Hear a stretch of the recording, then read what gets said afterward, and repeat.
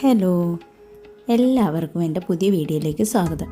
അപ്പോൾ ഇന്ന് ഞങ്ങൾ പോകുന്നത് വാവുപ്പാറ ശിവക്ഷേത്രത്തിലോട്ടാണ് കേട്ടോ. കുറച്ചധികം ദൂരം നടക്കാനുള്ളത് കൊണ്ട് ഓട്ടോയ്ക്ക് പോകാമെന്ന് വിചാരിച്ചതാണ്. പക്ഷെ വിളിച്ച ഓട്ടോ വന്നില്ല, അവസാനം നടക്കേണ്ടി വന്നു. കുറച്ച് ദൂരം നടക്കുമ്പോഴത്തേക്ക് വേറൊരു ഓട്ടോ കിട്ടി. പിന്നെ അതിൽ കയറി നേരെ അമ്പലത്തിലേക്ക്. ഇതാണ് ഗുളികപ്പുഴ പാലം. ഈ പാലവും കടന്ന് വേണം കേട്ടോ പോവാൻ. ശരിക്കും ഈ പാലത്തിൽ കയറി പോകുന്നതുകൊണ്ടാണ് കേട്ടോ ഇത്ര ദൂരം. അല്ലെങ്കിൽ ഞങ്ങളെ വീട്ടിൻ്റെ ബേക്കിൽ നിന്ന് തോണി കയറിയിട്ടുണ്ട്, തൊട്ടടുത്ത് തന്നെയാണ്. കുറച്ച് ദൂരം മാത്രം പോയാൽ മതി. കുറച്ച് ദൂരം കഴിയുമ്പോഴത്തേക്ക് കൺമണി ഉറങ്ങിയേ. ഇന്ന് പകലൊന്നും ഉറങ്ങിയിട്ടില്ല, ആൾ നല്ല കളിയായിരുന്നു. ഞങ്ങളെ നാട്ടിലെ എനിക്ക് ഏറ്റവും ഇഷ്ടപ്പെട്ട കാഴ്ച എന്താണെന്നറിയോ? ഇങ്ങനെ പരന്ന് കിടക്കുന്ന വയലാണ്. നമ്മൾ എവിടെ പോയാലും ഈ വയൽ നമുക്ക് കാണാം. ഈ നാടിൻ്റെ ഐശ്വര്യവും ശരിക്കും പറഞ്ഞാൽ നമ്മുടെ ഈ വയൽ തന്നെയാണ് കേട്ടോ. അമ്പലത്തിൻ്റെ താഴെയായിട്ട് ചെറിയ ഗ്രൗണ്ടൊക്കെ വന്നിട്ടുണ്ട്. അവിടെ കുറച്ച് പേര് വോളിബോളൊക്കെ കളിക്കുന്നുണ്ട്.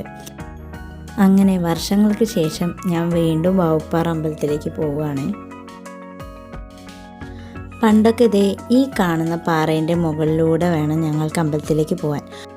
അവിടെ ചെറുതായിട്ട് പാറയിൽ എന്തൊക്കെയോ വെച്ച് കൊത്തിയിട്ട് നമുക്ക് കാലവിടെ വെച്ചിട്ട് അള്ളി പിടിച്ചിട്ട് കയറി പോകണമായിരുന്നു കേട്ടോ. പ്രായമായവർക്കും കുട്ടികളെ കൊണ്ടുപോകുന്നവർക്കൊക്കെ ഭയങ്കര ബുദ്ധിമുട്ടായിരുന്നു. അങ്ങോട്ടേക്ക് കയറിപ്പോകാന്ന് പറഞ്ഞാൽ ഭയങ്കര ടാസ്ക്കായിരുന്നു. അതിന് ശേഷം വന്നതാണ് ഈ പടിക്കെട്ടൊക്കെ.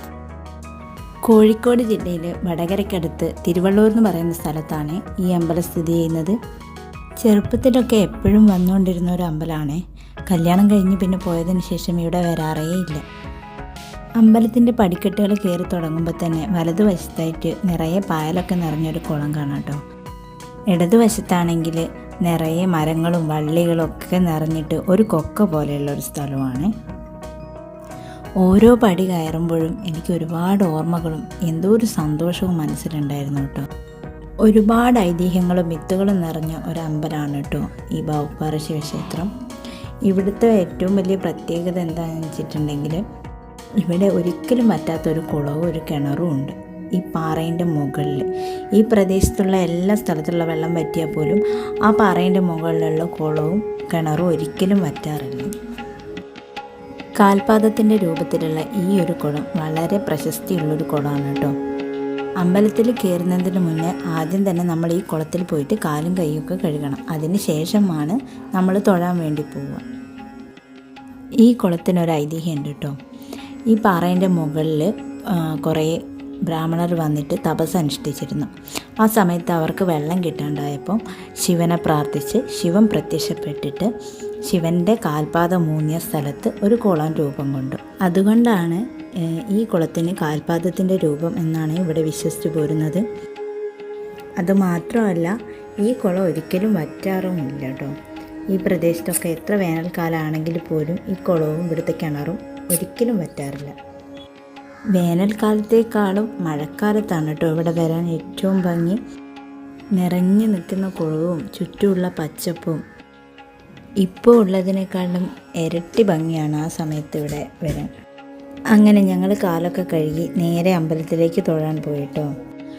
കൺമണീനെ കുറേ വിളിച്ചു നോക്കി, പക്ഷെ അവൾ എണീക്കുന്നുണ്ടായിരുന്നില്ല. അപ്പോൾ പിന്നെ കുഞ്ഞാറ്റയും കൺമണിയും ആ പാറേൻ്റെ അടുത്ത് തന്നെ ഇരുന്ന് ഞാനും ആക്കും അമ്പലത്തിലേക്ക് തൊഴാൻ വേണ്ടിയിട്ടും പോയി. അമ്പലവും കാവുകളും ഒക്കെ നമ്മുടെ പ്രകൃതി സംരക്ഷിക്കുന്ന ഒരു കാര്യം കൂടിയാണെന്ന് നമുക്ക് ഇങ്ങനത്തെ കാഴ്ചകളൊക്കെ കാണുമ്പോഴാണ് മനസ്സിലാവുന്നത്. അമ്പലത്തിനോട് ചേർന്ന് നിൽക്കുന്ന പാറക്കൂട്ടങ്ങളോ മരങ്ങളോ ഒന്നും തന്നെ ഒരു കോട്ടവും തട്ടാതെ ഇവർ സംരക്ഷിച്ച് പോരുന്നുണ്ട് കേട്ടോ. ഇവിടെ വന്നിട്ട് വർഷങ്ങൾ ഒരുപാടായതുകൊണ്ട് തന്നെ എവിടെ നിന്ന് തൊഴുതു തുടങ്ങണം, എങ്ങോട്ടേക്ക് പോകണം എന്നതിനുള്ള കുറിച്ച് ഒരു വലിയൊരു ധാരണയൊന്നും ഉണ്ടായിരുന്നില്ല കേട്ടോ. പ്രധാന കോവിലിനുള്ളിൽ ഫോൺ ഉപയോഗിക്കാൻ പറ്റില്ലാത്തതുകൊണ്ട് ഞാൻ അതിൻ്റെ ഉള്ളിലുള്ള വീഡിയോസ് ഒന്നും എടുത്തിട്ടില്ല. പുറത്ത് തൊഴുന്ന സ്ഥലത്തുള്ള വീഡിയോ മാത്രമാണ് എടുത്തിട്ടുള്ളത്. അങ്ങനെ പുറത്താണെങ്കിൽ നമ്മൾ പോകുന്ന സ്ഥലത്തൊന്നും സൈഡിലൊന്നും കൈവരിയോ മതിലുകളോ ഒന്നും തന്നെയില്ല. കാല് തെറ്റിയിട്ടുണ്ടെങ്കിൽ നേരെ താഴോട്ട് വീഴും കേട്ടോ. അതുപോലെയുള്ള സ്ഥലങ്ങളാണ്. അപ്പോൾ ഇവിടുന്ന് തൊഴുമ്പോൾ നമ്മളെ തന്നെ ശ്രദ്ധിച്ചിട്ടൊന്ന് തൊഴണേ. പടിഞ്ഞാറോട്ട് ദർശനമായിട്ടിരിക്കുന്ന ഈ അമ്പലത്തിൻ്റെ പ്രതിഷ്ഠ നടത്തിയത് പരശുരാമനാണെന്നുള്ള ഒരു ഐതിഹ്യം കൂടിയുണ്ട് ഇവിടെ. ഇവിടെ നിന്ന് നോക്കുമ്പോൾ നമുക്ക് ചുറ്റുമുള്ള പ്രദേശം മൊത്തം കാണാം കേട്ടോ. എത്രത്തോളം നിങ്ങൾക്കത് കാണാൻ പറ്റുന്നുണ്ടെന്നറിയില്ല, കാരണം ഇവിടെ വരുമ്പോഴത്തേക്ക് നന്നായിട്ട് ഇരുടായിട്ടുണ്ടായിരുന്നു.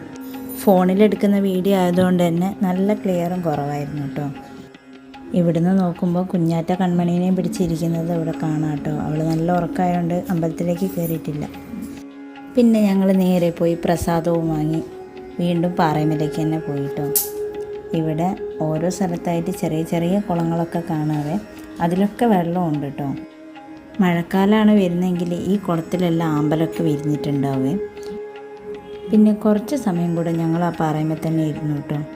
കുറേ കഴിഞ്ഞപ്പോൾ നല്ല ഇരുട് വന്നു തുടങ്ങിയപ്പോൾ ഞങ്ങൾ നേരെ വീട്ടിലേക്ക് പോകാൻ തീരുമാനിച്ചു. കൺമണി അപ്പോഴും നല്ല ഉറക്ക് തന്നെ, എണീറ്റിട്ടേ ഉണ്ടായിരുന്നില്ല കേട്ടോ. അപ്പോൾ ഇന്നത്തെ വീഡിയോ ഇത്രയേ ഉള്ളൂ. അടുത്ത വീഡിയോയിൽ വീണ്ടും കാണാം. ടാറ്റാ.